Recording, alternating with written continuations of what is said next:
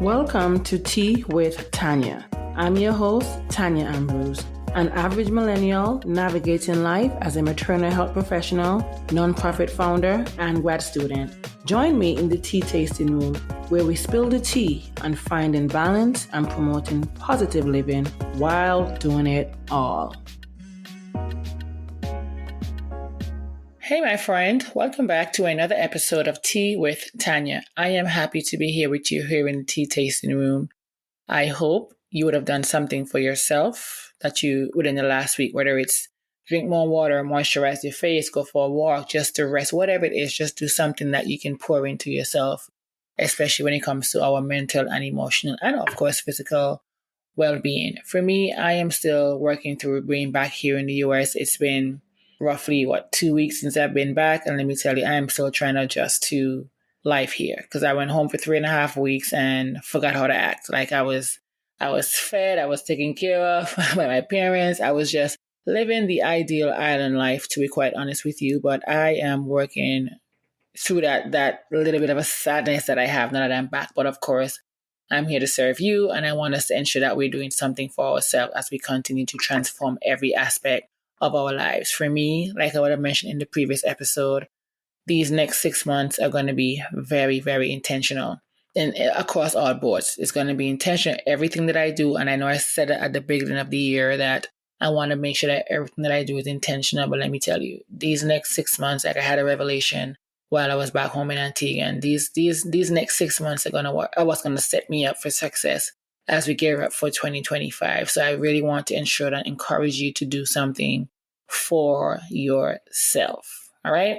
Today's episode, I am very excited. And as I'm always excited whenever I have a guest here in the tea tasting room, what we're talking about embracing sensuality. And that's something that I couldn't wait to record this episode with Krystal because she's just so knowledgeable. She's so good at what she does. And just so that we all can learn about sensuality, what it means from a spiritual standpoint, from a mental and even emotional standpoint as well. And I think this episode captured all of that. I just made sure I gave Krystal all the room to speak because I didn't want to cut her across because I was like a little child in school soaking up everything she was saying. And I walked away from the episode feeling really energetic or energized. And I was also I felt poured into. So, and I know you guys will feel the same way. So let's get into today's episode. Hey friend, welcome back to another episode of Tea with Tanya. Like I mentioned earlier, we have someone very special. And yes, I know I always say this about my guest, but she is special because I've been watching her from afar. And when I sent that email and she said yes, I felt like my heart dropped out. And this is the first time hearing this, Krystal. I feel like my heart, like when I got the response, I dropped the phone. I was calling my sister. I was like, oh my God, this girl, she really replied to me, a little old me, you know. But I am happy to have you here in the tea tasting room. And we are very nosy people here, Krystal. So we want you to spill the tea, tell us everything you possibly can about yourself and what got you into this work. Okay. So just talk about myself. All right. I am living in Brooklyn, New York. And what am I doing here? I'm a transit, been here for about 4 years. 4 years ago, I decided to follow my dreams and move to New York. It was kind of like a 20-year-old life dream. Yeah, I had an internship here in college, and nice. And I finally decided to go for it after I got divorced. So I got divorced 4 years ago. I was a stay-at-home mom, and I was like, "You want kids? Okay, I'm gonna let you keep kids. My kids are a little older." And yeah, I have a brand new one. That's a whole nother story, but but yeah, I kind of just did a 180 4 years ago. And a lot of it came from just exploring my sensuality, ironically. Around 2011, I took yoga teacher training. And I took yoga teacher training as a beginner. And it just completely rocked my world because I didn't know that there was a whole science behind spirituality. I grew up as a Christian and grew up, in a very religious environment, which I don't knock it. But there's a different way of looking at spirituality that I had never heard of, but it resonated with me. And I didn't know yoga. I thought yoga was just exercise, basically. So when that kind of opened up my mind, and as I continued to explore, I just went down a rabbit hole of unlocking all of kind of these suppressed emotions that I had inside of me as a woman. And it made me think about my life and was I doing things just because people wanted me to do them, or was Oh. I doing things because I wanted to do them? And it took a while to like get out of that frame of mind. And I still feel like sometimes I struggle with, okay, is this my decision or am I doing this because I think this is what society has told me? But that's, yeah, it's been a long journey. And this is kind of like, this has been like a big pivot the past 4 years. So, and I've just been sharing my journey and teaching as a content creator and yoga instructor and what else do an intimacy coach ever since. It's funny you said that, sometimes you struggle with if you're making a decision for yourself or for what society tells us. Let me tell you, Mm-hmm. I still struggle to this day with Mm-hmm. that. Even having this conversation with you, talking about this on the podcast, I'm like, do I need to be doing this? I'm like, no, what are the Christian people who I know follow me? What are they going to think? And it's so crazy because I grew up in the Caribbean and, from the Caribbean and from a Black household in general, sometimes, Christianity, the church, everything comes into play. And sometimes we are oftentimes scared to even have certain conversation. And I'm like, how can I work in reproductive health and sexual health? And I'm teaching individuals about their bodies. So why am I afraid to talk about it in public? You know what I mean? Also, you are a grown woman. One thing that I realized after having 3 children, I still didn't even know my body very well. I Yeah. didn't understand my erogenous zones or if I had vaginal orgasms or any of those things. And I was like, that's kind of sad because I had 3 whole children come out of my vagina. Right. And I'm as a grown woman, it's like, okay, that in itself, I think for women as a whole, sometimes is like an issue, Yeah, we tend to forget. So I'm glad you gave me that reminder because every now and then I'm like, you're a grown woman. You can talk about whatever you want to talk about. You can be who you want to be. But then sometimes every now and then that little girl comes into play. Like, you go up in the church, what your parents are gonna say, what are your family, Right. what people back home. It's so crazy that the pressure that we put on ourselves as with how we were raised or even from society in general, so like having this conversation here, I will say I was nervous. I was like 5 minutes in. But something about your energy, girl. Let me just say that. something about your energy that, like the shoulders that were tense, they're now relaxed. I want you to just know that you have that calming energy in it. So I really do appreciate that. But Thank you. Thank you. Yeah, I yes, think it's more about the intention, right? Like, I'm yeah. not trying to do it. And you aren't either, I would assume, is not trying to do anything to hurt anybody. You're just trying to understand more about yourselves, more about that part of life, which is important. If we want people to have balance and like, we don't want to necessarily promote promiscuity, right? We don't want to Right. promote like people being harmful to themselves or to others. But that comes with being educated. You have to understand what you're dealing with in order to make good decisions about that part of your life. And that just takes maturity and being able to speak it in a very honest, intentional way. Like, this is all, positivity. It's not Yes. about, trying to get people to do things that are harmful to themselves or or anybody else. No, that is true. And I think the more we realize that, the better we can be as a society, to be quite honest. Right. But we're here to talk about embracing our sensuality and sexuality and all these different things. And sometimes I toy with the same meaning between sensuality and sexuality, which, they're not necessarily the same. So what does sensuality means? Or what does it mean to you? And why is it important if you think it is for overall well-being? Yeah, I think sensuality usually is referring to the senses a lot of times. It's like, smell, taste, touch. Yeah, all those, intuition.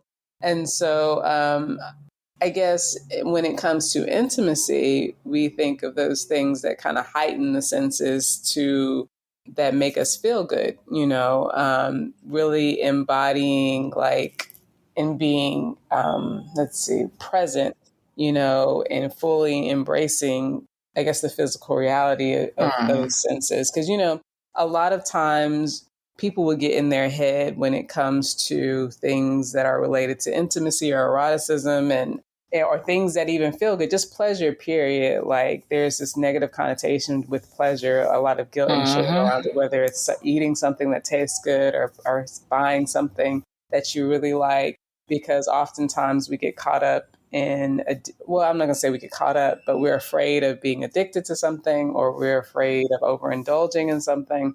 But pleasure is really good. And when I think of sensuality, I think of an experience with the senses that brings us pleasure. And that can happen through eating a really good meal, or that can happen through like being intimate with yourself or someone else. It could, it can happen in a variety of ways. And of course, pleasure and sensuality is important, because if we can't feel things and enjoy life through our physical reality, then why are we even humans? Like, what's the point of living? Like, if we know what I'm saying? Like, just think if someone took all of your senses away and you were constantly in your head all the time and couldn't feel anything through your body, and then on top of that, it wasn't physical at all, never, ever, then why would you have any motivation to do anything? It's extremely important.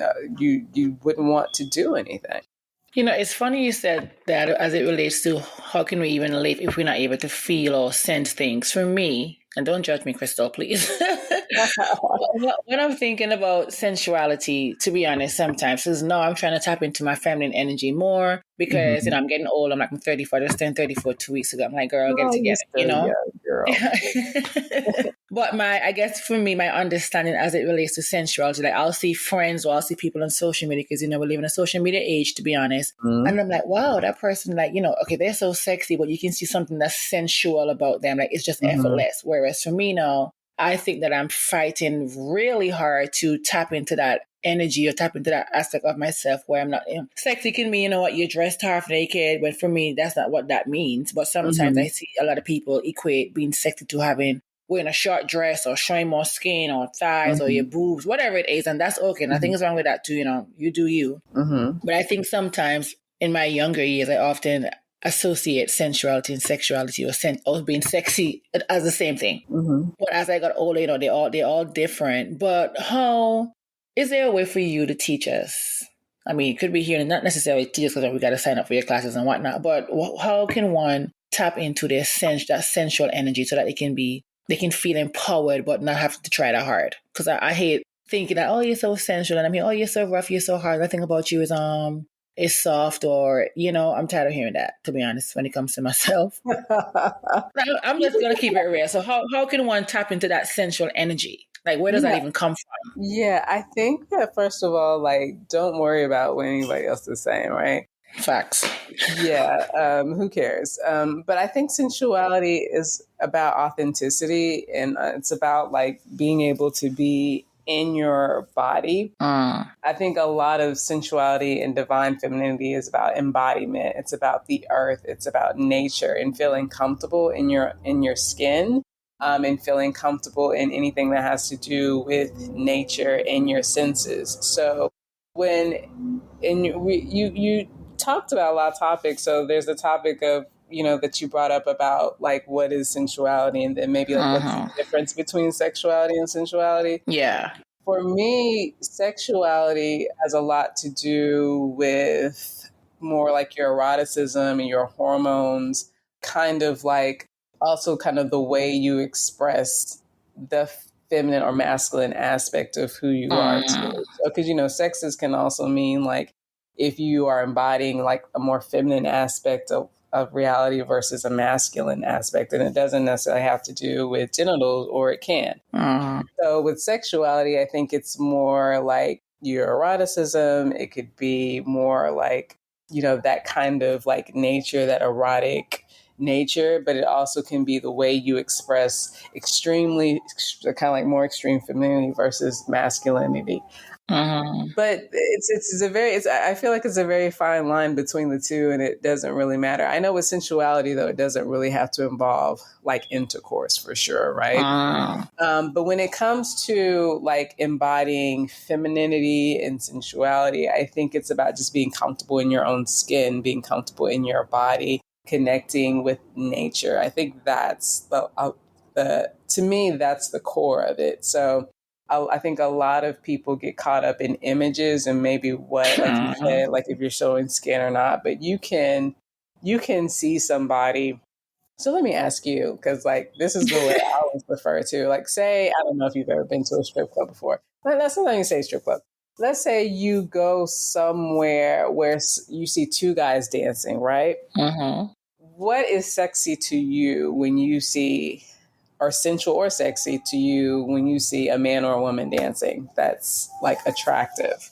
Ooh, that's a great question. That's a great question, Krystal. I Mhm. think for me, what I would look at, because I'm crazy, is I guess how they're moving their body. How you can tell that you can read their body language that they could either be into each other or they're just having a good time. But sometimes you can just tell when that's the way you move your shoulder or your waist or how you're looking at that person. Because sometimes I feel like, it's like a look. So if you're dancing with me and I'm looking at you in a way, for me, I would seem that there's some sort of chemistry going on, or that would be more sensual. How you touch your body, how you're moving it with care, even though whatever the lyrics or the words are saying, whatever it is, I think it's just how you move your body. That to me Right. would define that sensuality. Right. So that's what I would say too. Like it's about embodiment, right? It's about being comfortable in your body. It's about confidence. It's about like I love that you brought up chemistry. So you can have chemistry with someone else, but you can also feel chemically like alive as well, right? In your body. Mm. There's times where you feel like blah, and then there's times where you just like say you have really good sex or you just got off a roller coaster. You're like, whoa, like you're just like alive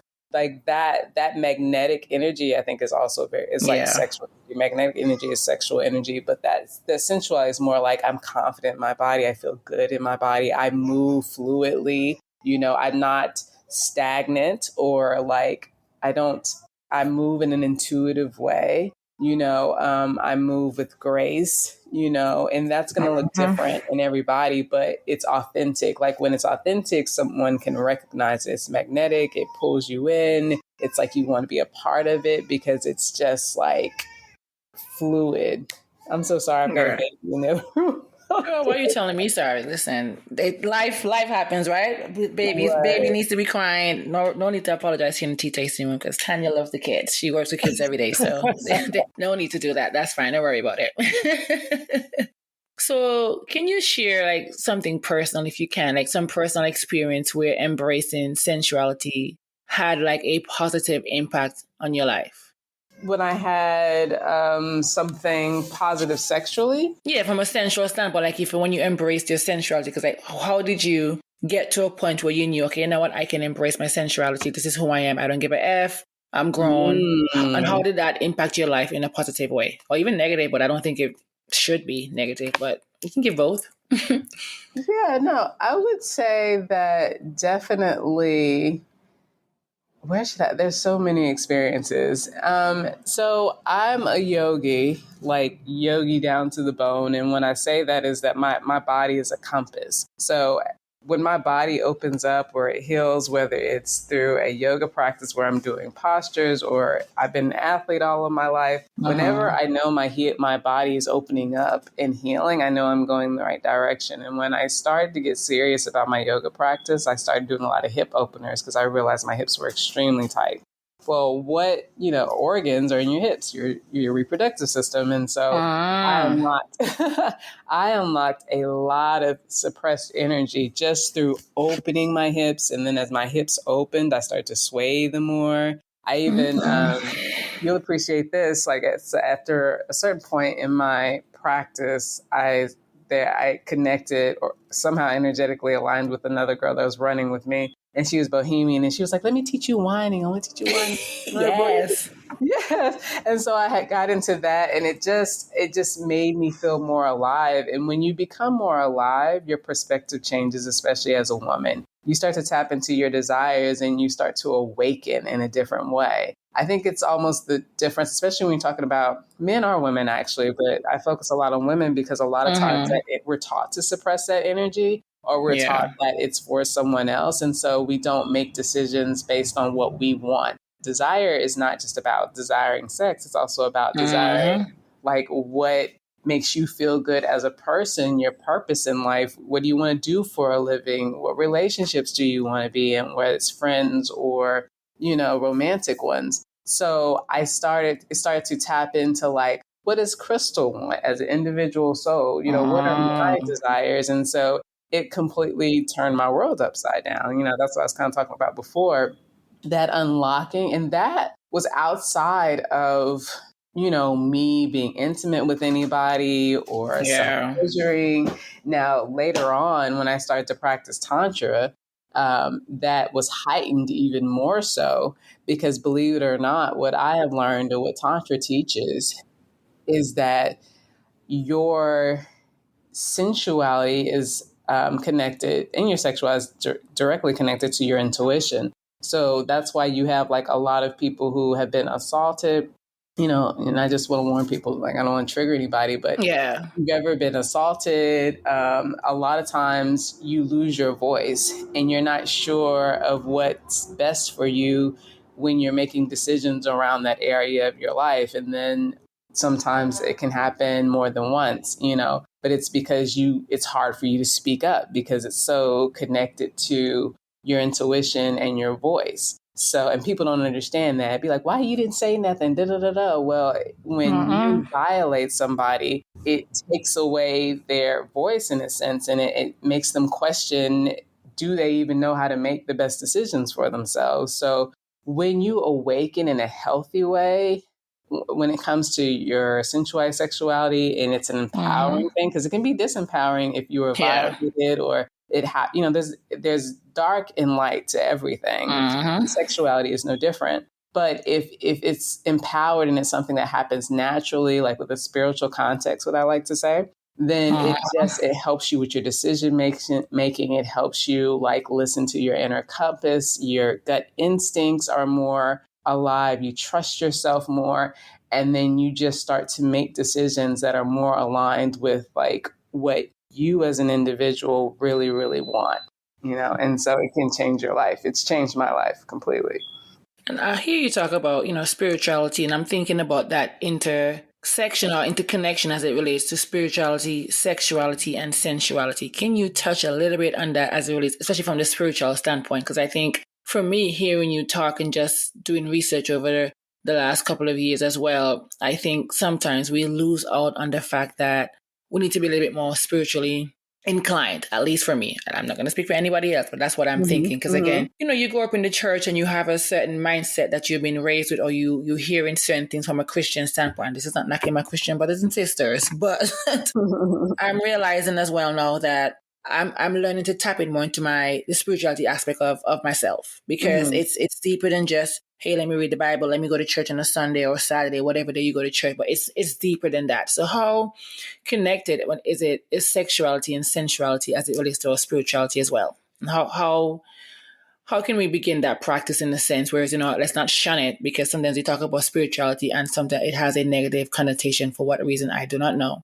But how connected are those? Like, what's at the intersection of sexuality, sensuality, and spirituality? Yeah, the first thing I always like to mention now, or at least lately, is that if I mention orgasm, or if I mention like just the reproductive system and the hormones and testosterone, like, why does that exist? We did not create that. Like, people will be like, well, how you make sex sacred, or how do we, it's like, it's already sacred. You didn't create it, God created it. So that means it's already divine. The only thing that makes it not divine is anything that we put on it that's not divine. So like if someone tells you it's bad, or if someone uses it to hurt someone else, or if someone says your vagina smells or it's nasty or whatever, that is what makes, I guess, it bad. I'm saying quotations, you know what I'm saying?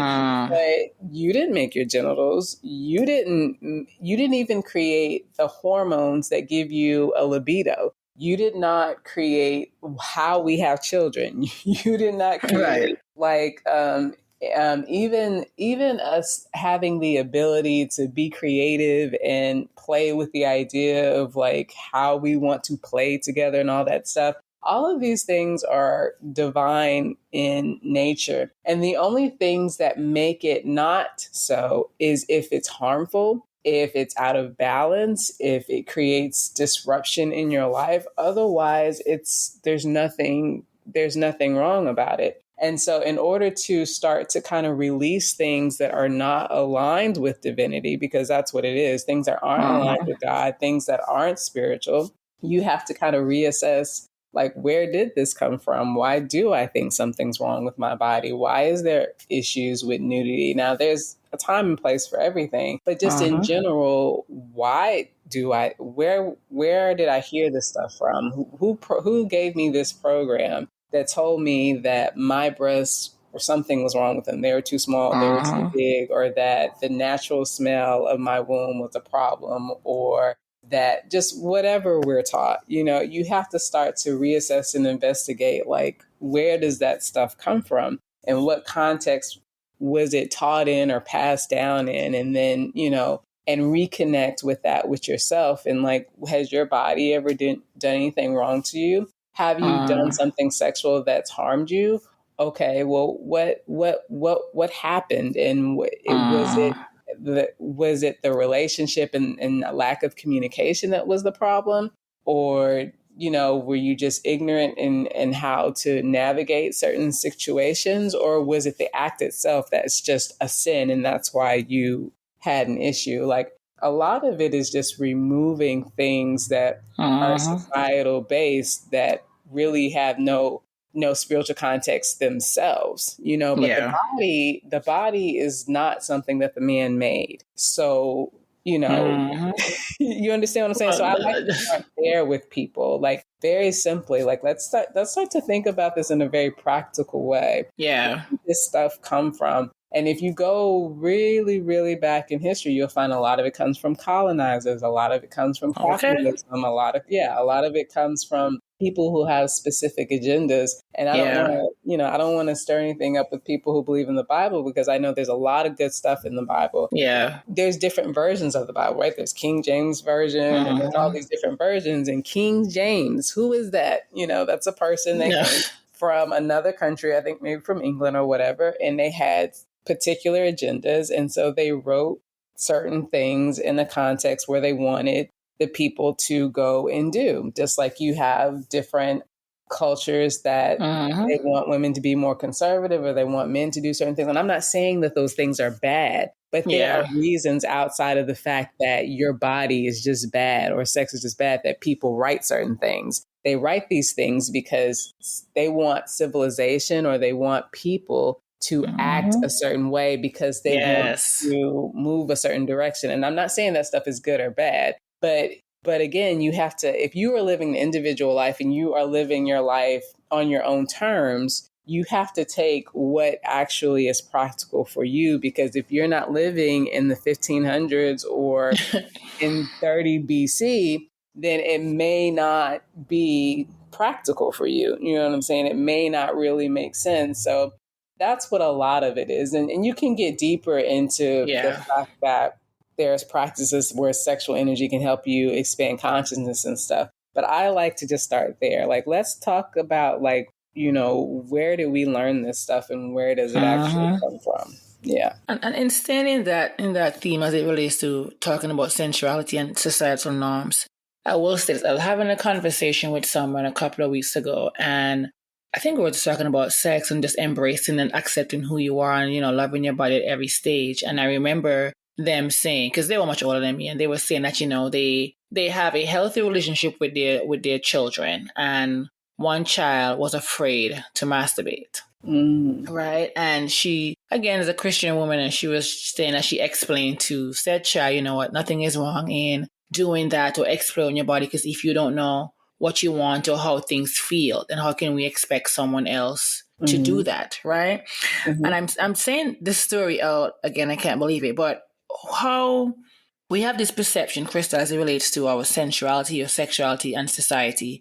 So how can we, you and myself and just anyone listening, how can we challenge these norms? Because again, we can go back to the history of times. There's just certain things. People had their own agendas, as we're coming to see. They pick and choose how they want us to live. But as you become more self-aware, how can we challenge these norms where, one, we're not necessarily talking about the importance of consent or even being body literate. And I mentioned that because I have a nonprofit organization and we primarily focus on like menstrual equity, menstrual health, reproductive health. But one of the things that we do, we're talking to individuals from ages 8 and up, and we're talking about consent. And again, in my culture, I come from the Caribbean. Sometimes we don't want to talk about sex at a certain age. We don't even want to talk about periods at a certain age, Krystal, to be quite honest, because we have been known that, if you're seeing your period, what we'll say, you're too fast or don't go and have sex. And sometimes, someone seeing their period doesn't equal you're going to have sex. Right. So we're trying to create an environment where it's healthy to talk about these different things. And even if you're 6, 7 years old,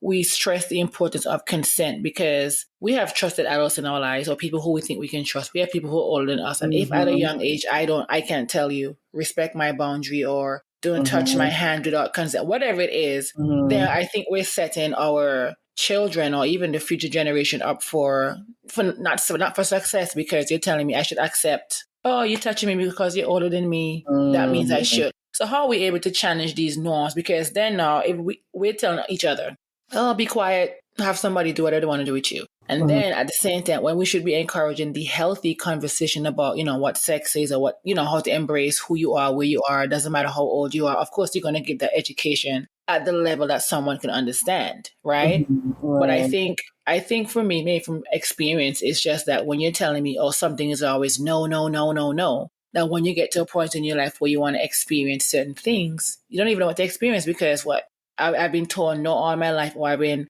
told that having sex or wanting that desire is wrong or it's negative. That now when I'm at an age where I may want to explore, I don't know how to, because society has told me that, you know what, that's not good for you. So how can we challenge these norms as it relates to embracing our sensuality and sexuality in today's society? Yeah, I think you said a lot. I did.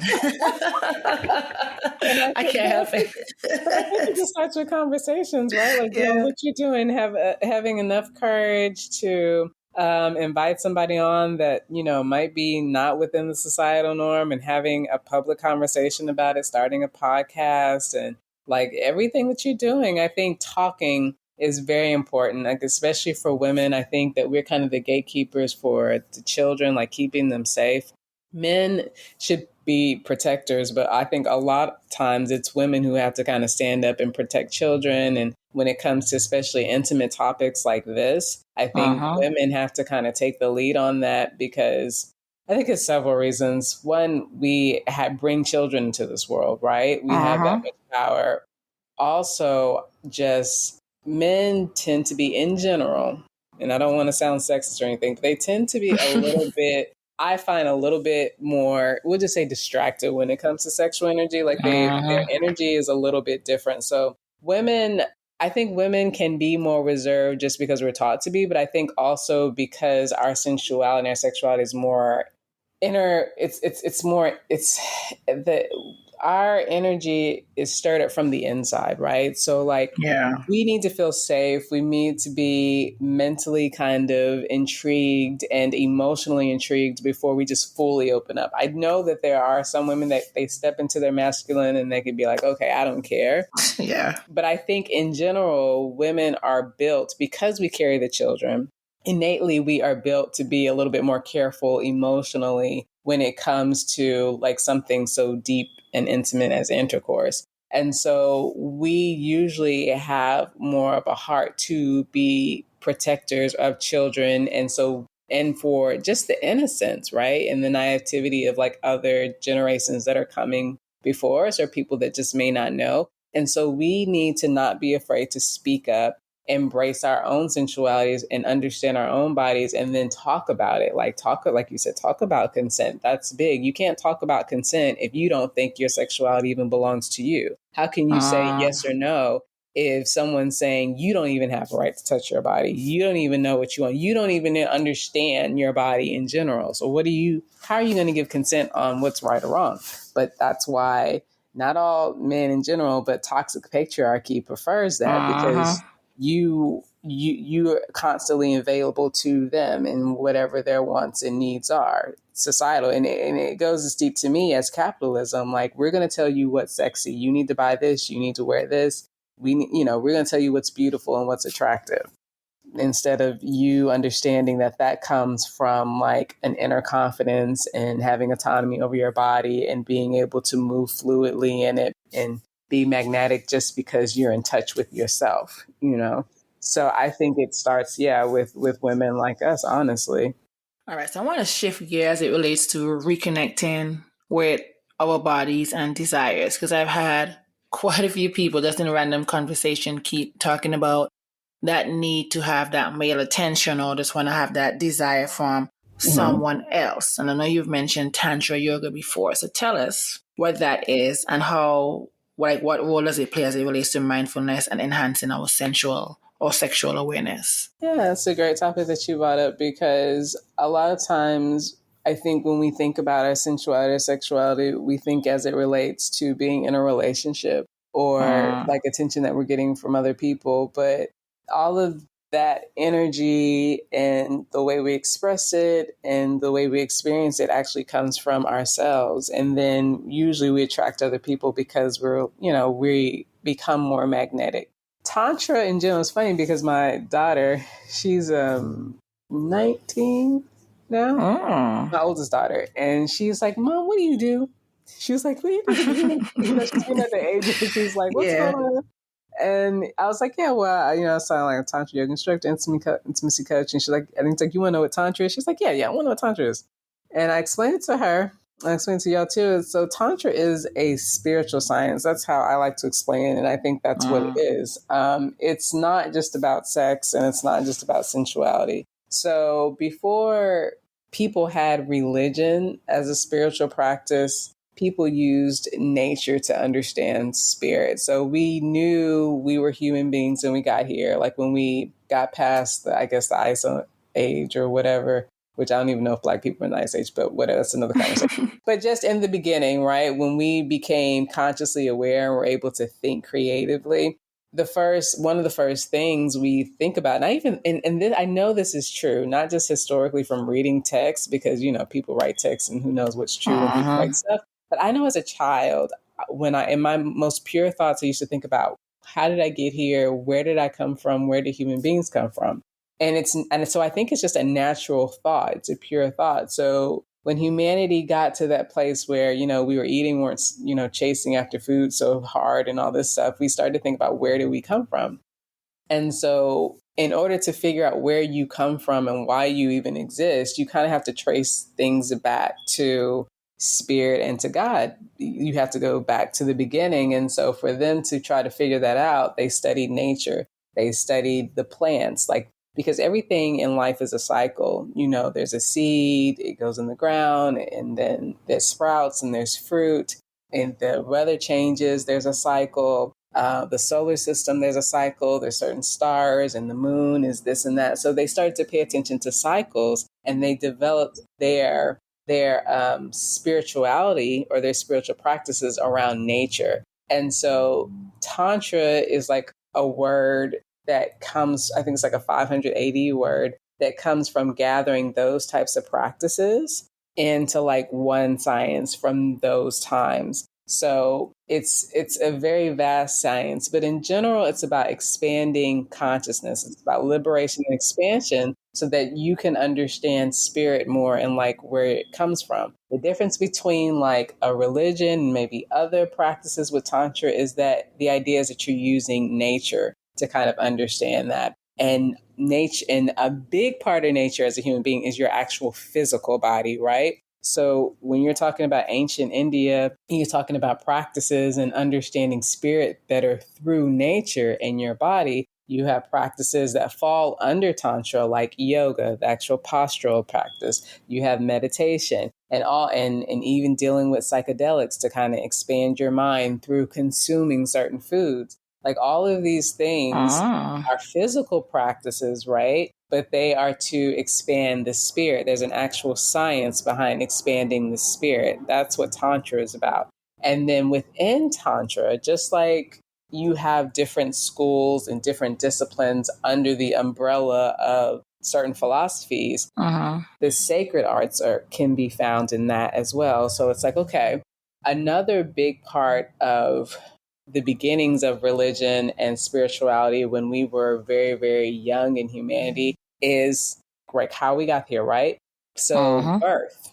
How does a human being come out of a woman's vagina? A woman must be directly connected to God. Okay. And then when they start to figure out that there's a sperm and an egg involved and there's an energy that's involved, well, can this energy be used for something else other than just creating children?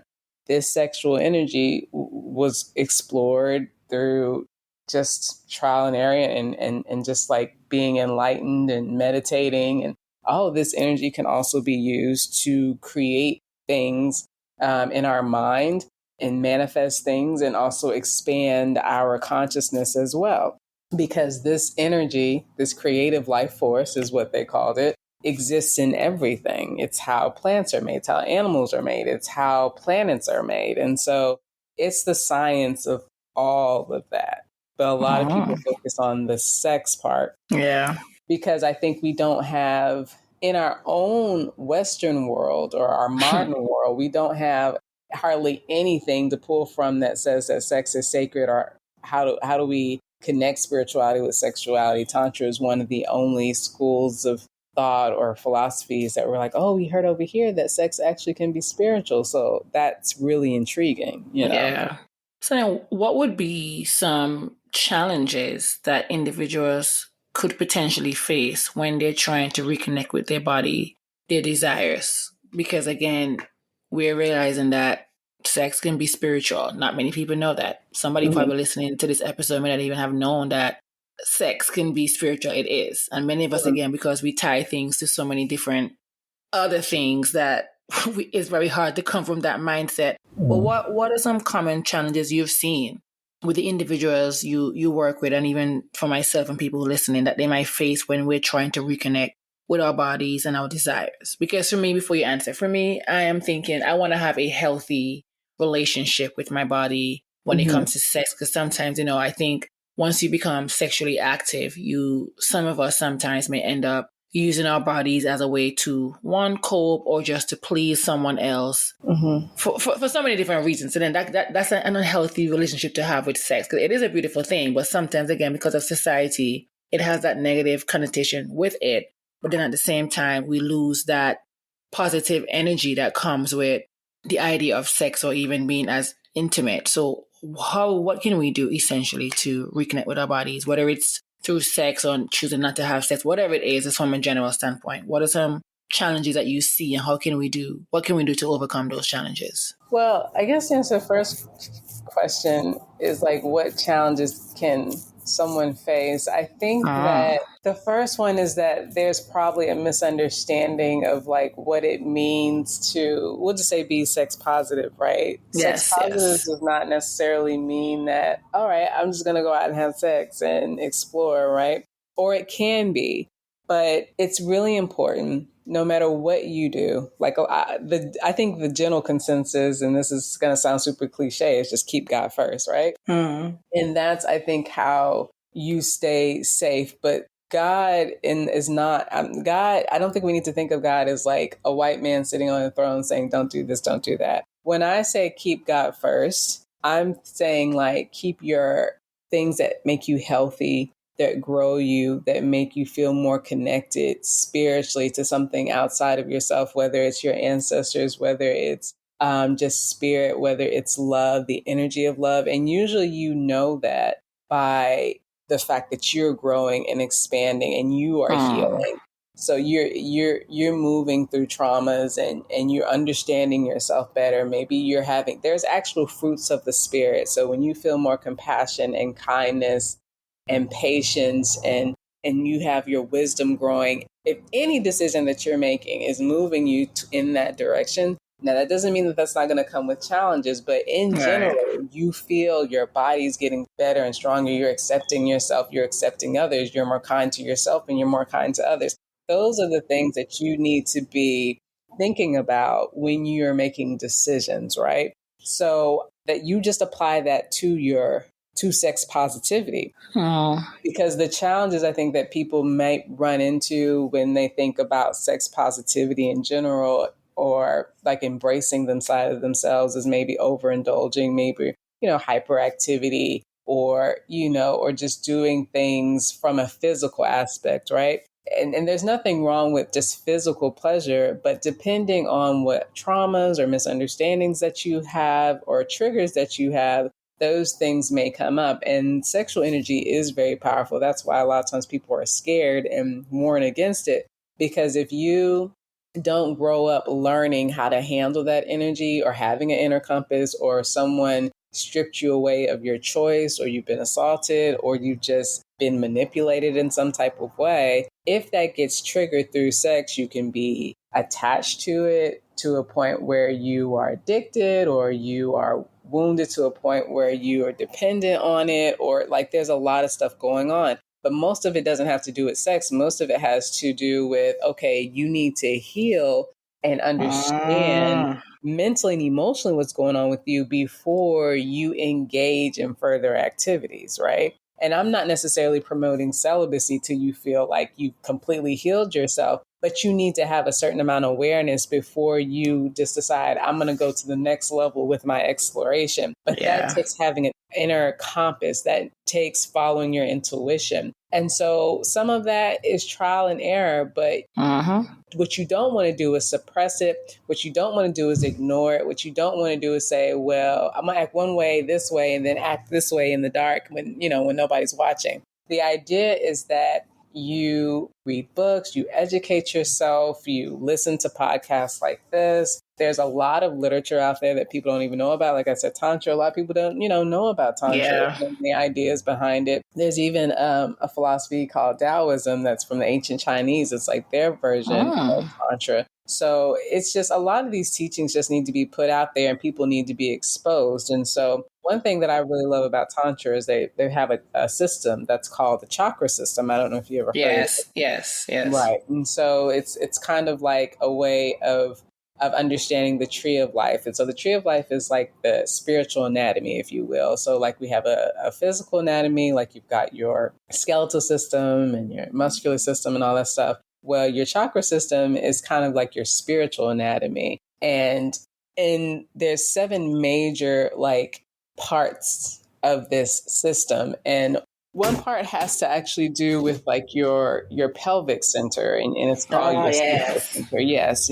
So that has to do with your reproductive organs and all the energy physically and mentally and emotionally that's associated with it. And it teaches you how you know when that part of who you are is out of balance. So this is where you get to the spiritual context of sexuality, right? So when you are thinking about not just about whether to do something or not, it's okay, how emotionally are you feeling? How spiritually is this affecting you? So you can assess that. Like a chakra that's your sacral chakra, a sacral chakra that's out of balance or inactive or it's suppressed might indulge in overeating or maybe indecisive or may have a hard time understanding what you want or don't want, or you may be dealing with a lot of guilt and shame. None of those things specifically have to do with doing something or not doing something. It's about how you're reacting or responding when you're going through life or going through something or after you do something, right? It's not about what you're doing or it's not what you're doing or what you're not doing. It's about how is this affecting you when you're doing it?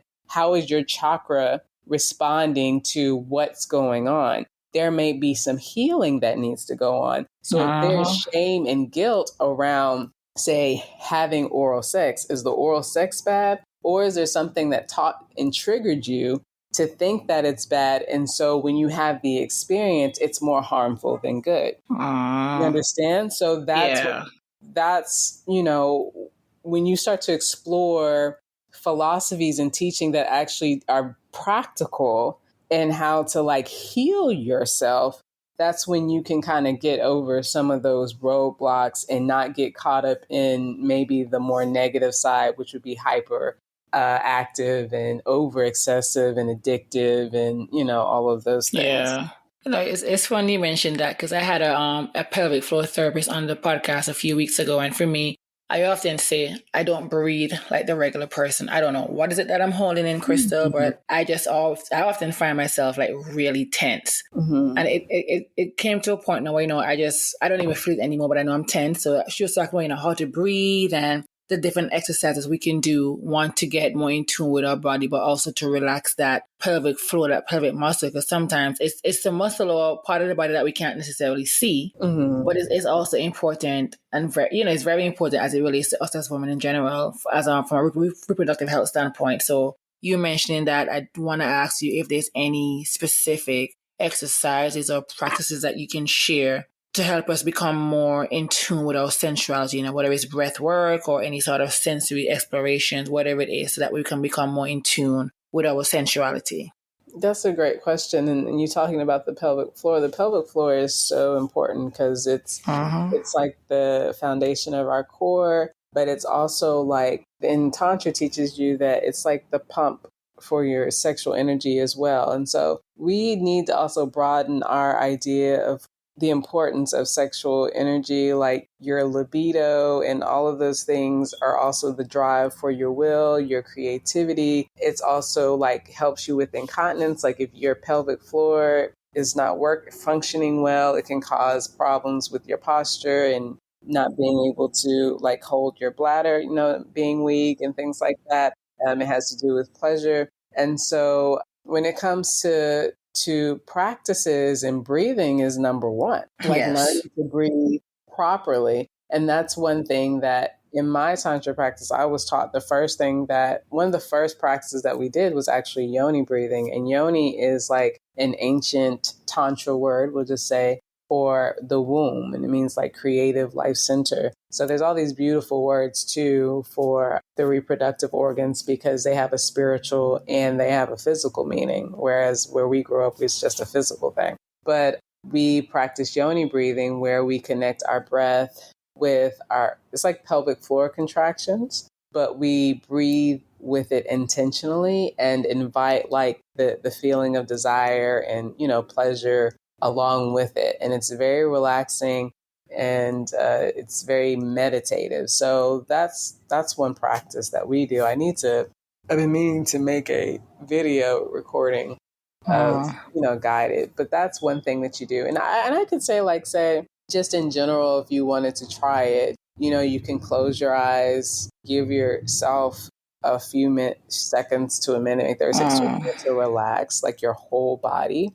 And then just visualize your womb and your pelvic floor. Try to relax it. And that means like releasing your jaw, taking some deep breaths, and just imagining your pelvic floor is like a flat muscle and it has like 4 corners. And just imagine it relaxing, right? Imagine it becoming really flat and not tense, and just releasing with your jaw, relaxing your mouth, taking a deep breath. And then once it's relaxed fully, then you inhale and you squeeze. So you lift the pelvic floor, imagine lifting it up, and then you exhale. And then you lift and you exhale, And so you and so you do that. It's really just Kegels, but it's more intentional Kegels, and when I do the guided meditation practice, like I add mantras and visualizations and things like that. But it's just a really intentional breathing and relaxation, and then just the tight and releasing. And then think about conjuring up that energy. You can even breathe and think about pushing the energy up to your heart, and then exhale, taking it back down to a yoni. Yeah. And when you were thinking about, and when you were saying like people wanting to know like the difference too between like seeing sex as something spiritual or sexuality or sexual energy, it's also being able to connect that energy to your heart, right? The heart is kind of what's the bridge to everything that's compassionate, kind, and love everything, but a lot of people can't do that because they don't see it as something loving and spiritual. But if you can connect that energy genuinely and authentically with what's going on in your heart, and it's a light heart, not a heavy heart, not a heart that sees evil and judgment and everything, because the heart can be hardened too, right? And because there's sorrow and pain and fear. But when you don't fear your sexuality and you see it as something, just see it as it is. It just is. Like if you tell a kid, this is another practice that I like to do with people. When I was like, when was your first experience with your sexual energy? A lot of people say, oh, I remember I lost my virginity. No, I'm not talking about that. I'm talking about when you were, like, for me, it was maybe when I was 3 years old and maybe I was rubbing my clit up against something. And I was like, whoa, that feels good. I didn't think it was bad. I thought it felt good and it was exciting, but there was not this connotation of like, ooh, I'm sexy now, or ooh, no, it was just like, oh, wow, that was a cool feeling. Like when you're able to, as an adult, obviously we know there's other ways to use it and things like that. But if you can backtrack to that place when you're doing this type of practice and have that innocence, that lightheartedness about it, that is when it becomes kind of sacred again, because you don't see it anything other than, oh, just like a divine energy that came from God, just like everything else. No, that is so true. And sometimes, again, it's crazy how the things that we did when we were younger, because we were so innocent. And then in the blink of an eye, We've It just turns taught, into oh, this, something, yeah, yeah. I'm telling you, it's so crazy. But as we get ready to wrap up, I want to talk about, like, relationships and communication and sensuality and self-care in our daily lives. So and this is just me and my curiosity, what are some ways in which we can maybe provide some tips to navigating when it comes to mismatched sensual desires, especially when it comes to relationships? Because again, one, by yourself, you're able to explore and know what you could potentially want or what feels good. But then Mhm. when you have a partner now, like how can we, I guess, mend or fix the mismatched sensual desires and communicate to our partners about what we like and what we don't like? Because I think sometimes we're in a relationship and you think, okay, this person, I assume a person is going to like this because we're not having that communication. We're not having a healthy communication about what we like. It's just, you Mhm. know what, this is what we should be doing from an intimate standpoint. Neither one of us is saying, you know what, I didn't like that, what you did to me yesterday or last night. Can you do something else? Like, we're not having that healthy communication. And then Mhm. it just leaves room for disappointment, for the energy shifting. And then before you know it, you're no longer in the relationship because we couldn't communicate our sensual desires as well. So what are some ways in which we can create and harvest that healthy communication, but also be able to lean into that mismatch sensual desires that we may end up having for whatever reason, for no fault of ours? It just happens. Yeah, first I want to say, which I know this may not feel comfortable for a lot of people, but when you are in the courting phase, I'm old. You're the courting phase of a relationship. When the time is right, there should be conversations about intimacy before you're intimate. Like a lot of people, I think, rush into Yeah. intimate physical intimacy without like talking about it. Like if you are, and I actually told this to my oldest daughter because I don't think she's had sex yet, but she's in college and I know she's Yeah. thinking about it. She's had a boyfriend for a couple of years and she didn't really want to have the conversation. I talked to her about it every now and then, but I'm like, if you don't Yeah. want to talk about it, then you shouldn't be having it. Like That part. you have to. Right. I think you have adults too, adults that aren't virgins, right? Or that are more experienced. They get in these situations because they don't, before you, or even like get super, super serious with somebody, just in a playful way. I'm not saying first date, maybe not even second date. You have to go with the flow and you have to intuit when it makes sense in reading people. But you don't want to be in a situation where you have no idea what somebody likes and what they don't like. And you also can't be afraid to say what you like and you don't like. And that comes with, I think, like being comfortable in your own skin, right? Like we were talking about before with self pleasure and stuff. Like you need to be able to communicate what you like, feeling comfortable without a lot of shame and guilt about it, right? That's first and foremost before, when you start. But for those of us who are already in relationships, I think that you need to be able to get used to saying the things that you like and like maybe to yourself, maybe writing them down and being honest with yourself. I think a lot of people have a hard time being honest with themselves.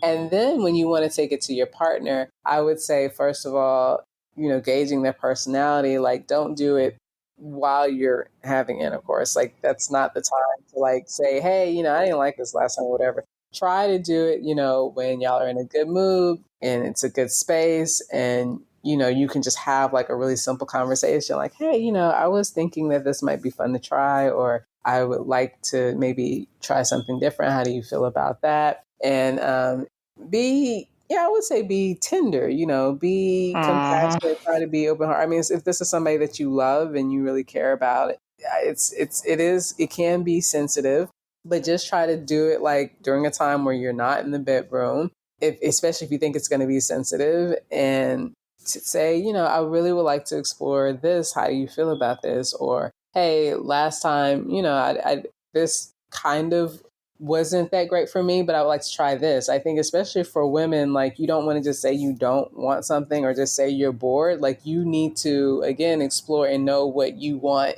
in place of that. Like, well, what are your ideas? And if it's something that's extreme to the other person, then you may have to try to meet them halfway, whatever halfway looks like. Yeah, communication is really is key. As cliche as it may sound, Mm-hmm. if you don't know what I want, how are you gonna please me? Right. So I think when we talk about setting boundaries for everything in our lives, it should encompass everything, not just some aspect. Oh, let's respect my boundary for one thing, but not the other. It should be across all boards. And I have two Yeah. last questions for you. One, how can we incorporate sensuality into our self-care and daily life or daily practice? Because I know we have different self-care routines, but how can we incorporate that into our daily life, from a mental or even emotional and physical well-being as well? Yeah. So, and we talked about sensuality being, very broad, as far Yeah. as how we approach it. So, I think it's just important that it's authentic to you. Like, don't feel like you've got to do anything that you're seeing through media. I would say I definitely at one point was cultivating my sensuality through yoga. Like when I was Mm, first started, like really focusing on hip openers, then I started to sway my hips. Then, like I would take walks in nature and do yoga outside and just really embrace feeling the wind and the sun on my skin. And then there will be times where I incorporate, rolling movements and just like really embodying what felt good to me and not thinking about like what it looked like or if somebody was looking at me, yeah. like doing what felt good to my body. So it can come through like an exercise or a daily dance or like yoga. Like a lot of it's about being fully present and fully into your body and just and taking the time to just like feel things. So that could come with like that could mean like getting out the shower and rubbing oil on your body and looking at your body and giving yourself affirmations, positive affirmations about your body. It can mean I don't trying really sensual foods and or it could Yeah. also mean like going to an expo and going to a class or reading a book. I remember at one point I was reading a lot of erotic novels, Yeah, me too. It's just, yeah, it's you. I think as a woman, you just have to trust your intuition. And when you're ready for more, you allow yourself, trust that, okay, this is not a bad thing. I'm prepared for this. Like, yeah, I want to do something different. Like it's got to be tailored to you though. But I just think being fully present, listening to your intuition, saying yes maybe to some things that you aren't in control over and you let somebody else kind of lead and create an experience for you, whether it's a teacher or a date or, like that. I think that's a lot about what's femininity too, which is, I still struggle with that a lot, is like allowing yourself to have experiences where you're not in full control and you don't necessarily know how everything is going to play out. And that could be mean with dating and falling in love or a relationship. It could mean a career choice. It can mean like just taking a new class but like just kind of going with the flow sometimes. And that can be a hard one. No, I will say you just that last minute and a half, you literally was just talking to me. I know you've been talking to me the last hour, but that where I am currently in my life, that last minute and a half, Mhm. listen, that I needed that. I needed that, and I'm sure someone listening definitely needed to hear that as well because it's so true. We gotta learn to be present, and that's one of the things that I struggle with, being present, because I'm always in my head thinking about what somebody else is gonna think, how's it gonna look, and then you end up missing out on embracing where you are in that moment. Yeah, so well, I want to thank you, Krystal, for joining me here in the tea tasting room. It's again a pleasure. Like I said, when I sent that email and I got a positive response, I was like, okay, nothing can stop me now. And again, like I said, when I started this podcast today, I was tense and no, like you should see me right now. I'm so relaxed. Oh, Like I'm so good. relaxed and I do feel poured in too. So I hope my tea tasters, as I call them, when they listen to this episode, they also will feel that way as well. But before you go, tell us how our listeners can connect with you, whether it's on your website, social media, if you have any upcoming workshops or have anything to offer us so we can ensure, because we know you come with a wealth of knowledge and experience. We want to ensure that we're supporting you so that we can support ourselves as well. Yeah. Well, I want to say thank you for having me. This has been a pleasure. And you can follow me on Krystal Tantric Yogi. That's my social media, like on Instagram, Instagram. YouTube, TikTok. I just got on TikTok. And Oh, then go my you. website, I know, girl, I just basically, I'm more on there observing than posting, but I'm starting to post Same. this. Yeah. And then on my website is krystaltantricyogi.com. I am 5 months postpartum, so I'm still just getting back in the groove of like life Yay. period.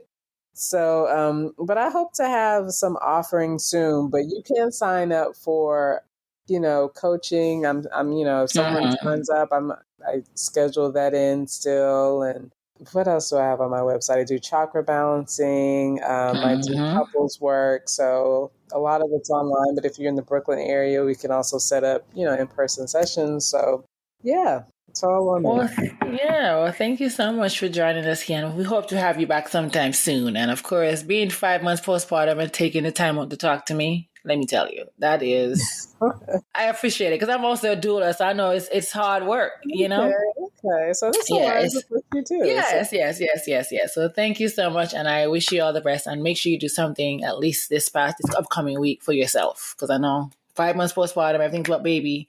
I know yeah, you got to factor in yeah. something for As yourself. you heard, yeah. Yes. All right. Thank you. Thanks for having me. Thank you for joining me for another episode of Tea with Tanya. If you like this episode, be sure to share it with a friend. Don't forget to follow on Instagram at Tea with Tanya Podcast. Be sure to subscribe to the weekly Tea Talk newsletter. And of course, rate on Apple or Spotify and subscribe wherever you listen. See you next time. I love you for listening.